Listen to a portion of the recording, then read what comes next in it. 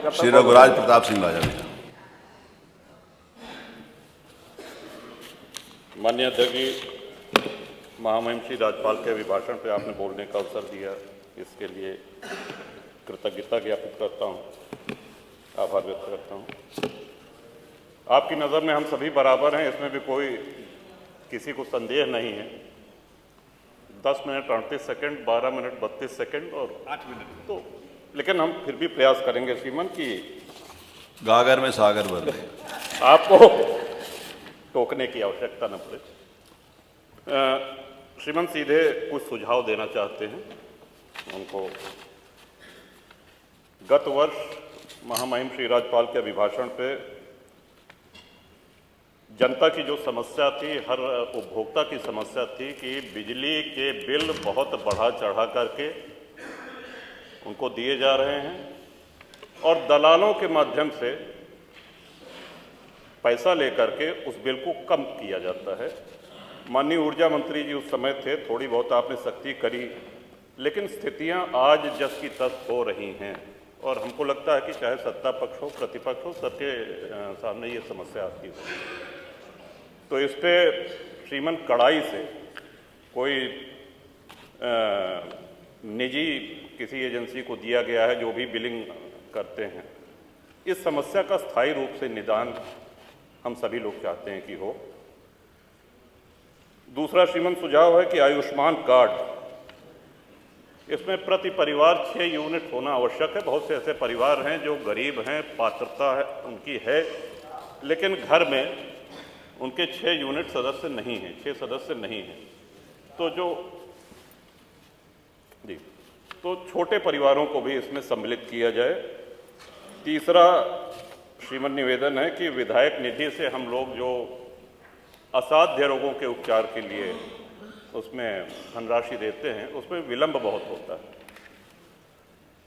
पहले तो जिले में जब वो जाता है तो सारे अधिकारी मिल के साध्य है कि असाध्य है, श्रीमान रोग होता है, बीमारी होती है और 1.5 से 2 महीने से अधिक लग जाता है पैसा पहुंचने में। तब तक प्रायः ये होता है कि मरीज तब तक उपचार की स्थिति में नहीं रहता, वो जा चुका होता है।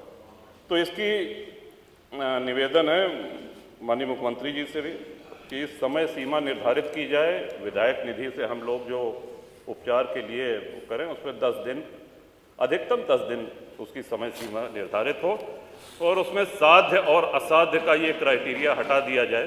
पैसा सीधे अस्पताल जाता है, सरकारी अस्पताल जो जिनको आपने स्वीकृत कर रखा है वही जाता है। तो ये साध्य और असाध्य का श्रीमान ये हट जाए तो इससे बहुत ही सरलता होगी। कई माननीय सदस्यों ने छूटा पशुओं, आवारा पशुओं की चर्चा करी। एक ही सुझाव उसमें हम देना चाहते हैं, ये समस्या कोई नई नहीं है। हम सभी लोग गांव के रहने वाले हैं और बचपन से देखते आ रहे हैं कि खेतों में मचान पे किसान रात भर जानवरों को हकाया करते थे, रात भर आवाज़ होती थी। झाड़ियों से बेड़ लगा करके किसी तरह अपने खेतों की रक्षा होती थी। उससे भी और पहले चले जाएं तो मुंशी प्रेमचंद की एक कहानी है पूस की रात, हम सभी लोगों ने पढ़ी होगी। तो उस समय भी ब्रिटिश काल में भी ये समस्या थी खेतों में आवारा पशुओं के चरने की। श्रीमान गौवंश को काटा तो नहीं जा सकता, मारा नहीं जा सकता है।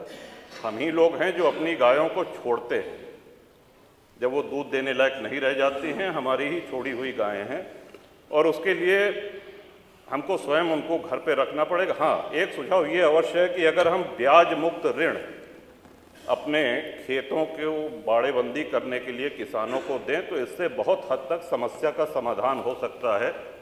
बगैर ब्याज के किसानों को तार बांधने के लिए, बाड़ेबंदी करने के लिए ऋण दिया जाए। श्रीमान, अब मैं आना चाहता हूँ कि इस सदन में इस महामहिम श्री राज्यपाल के अभिभाषण में प्रभुराम की जितनी चर्चा हुई उतनी हमको नहीं लगता है कि इसके पहले कभी भी सदन में हुई हो। और सत्ता पक्ष और प्रतिपक्ष भी ये जाहिर करने में लगा रहा कि हम भी भगवान राम के भक्त हैं। भगवान राम सबके हैं, सर्वव्यापी हैं, सर्वव्यापक हैं। बड़ा सौभाग्य था हमारा श्रीमान, 22 तारीख को बहुत कम लोगों को आमंत्रण मिला था, वहाँ जाने का अवसर मिला। इतना सुव्यवस्थित कार्यक्रम, माननीय मुख्यमंत्री जी जब माननीय प्रधानमंत्री जी जा चुके थे और सब अतिथि जा चुके थे, तब घूमते रहे, एक एक व्यक्ति से मिलते रहे और वो बड़ा भावनाओं का अतिरेक था।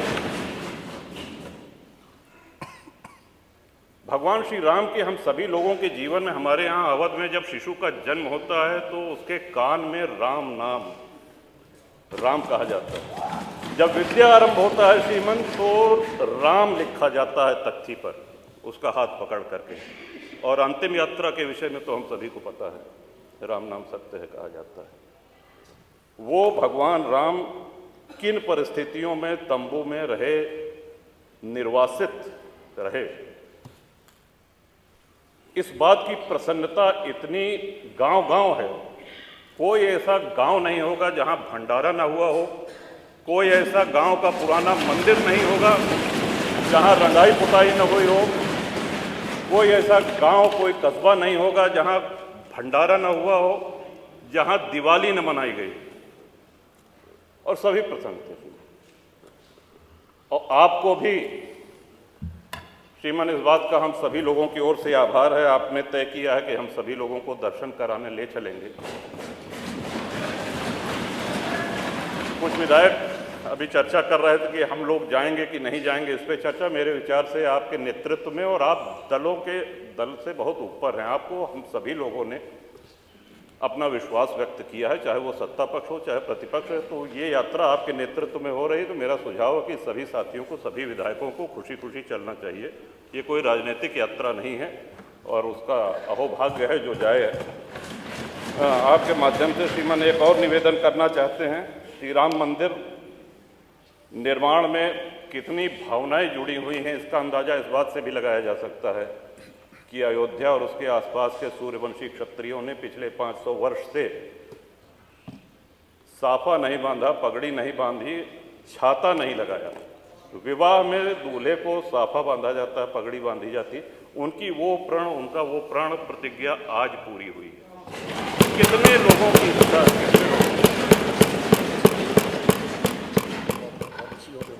आप ही के माध्यम से श्रीमान ये भी अनुरोध करना चाहेंगे, माननीय मुख्यमंत्री जी का भाषण, माननीय प्रधानमंत्री जी का भाषण सुनने का अवसर मिला। वहाँ पे भगवान राम की इस जय यात्रा में जितने सहयोगी थे, जितने उनके भक्त थे, सभी को स्थान दिया गया है। जटायु जी की प्रतिमा है, निषाद राज जी की प्रतिमा है, वहाँ बनेगी निर्माणा की माता शबरी की प्रतिमा है। लेकिन हमारे जैसे अज्ञानी लोग जो संस्कृत नहीं जानते हैं, अगर प्रभु राम की महिमा से परिचित हुए हैं तो पूरा श्रेय गोस्वामी तुलसीदास जी को जाता है। मैं आपके माध्यम से श्रीमान अनुरोध करूंगा कि गोस्वामी तुलसीदास जी की एक प्रतिमा, और उन्हीं कलाकार के द्वारा, श्री अरुण योगीराज जिन्होंने रामलला सरकार का विग्रह बनाया है, उन्हीं के द्वारा निर्माण करके माननीय मुख्यमंत्री जी अगर वो करें तो हम सब लोगों के लिए ये बहुत ही प्रसन्नता की बात होगी कि तुलसी बाबा की वहाँ पे मूर्ति लगे। कवि बेनी श्रीमन हुए, उन्होंने तुलसी बाबा के लिए कहा था कि वेद मत शोध शोध शोध के